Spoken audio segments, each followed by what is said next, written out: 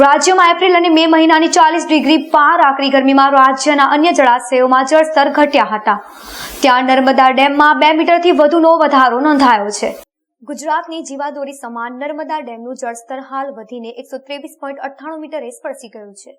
મધ્યપ્રદેશ અને મહારાષ્ટ્રની વીજ જરૂરિયાત સાથે ગુજરાતના હિસ્સાનું પાણી છોડવાનું શરૂ કરતા માર્ચથી જ જરૂરિયાત મુજબ જળવિદ્યુત ધમધમતા થયા હતા.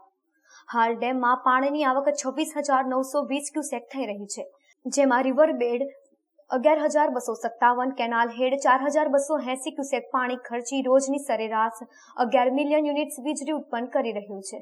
જ્યારે ગોડબોલે ગેટમાંથી 632 ક્યુસેક અને કેનાલમાં 5,480 ક્યુસેક પાણી છોડાઈ રહ્યું છે.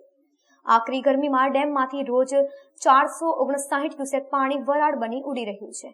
મે મહિનામાં ડેમના બંને પાવર હાઉસે 69 મિલિયન યુનિટ્સ અને અત્યાર સુધી 19 વર્ષમાં 60,218 મિલિયન યુનિટ્સ એટલે કે સરકારી ભાવ મુજબ 12,043 કરોડની વીજળી પેદા કરી છે.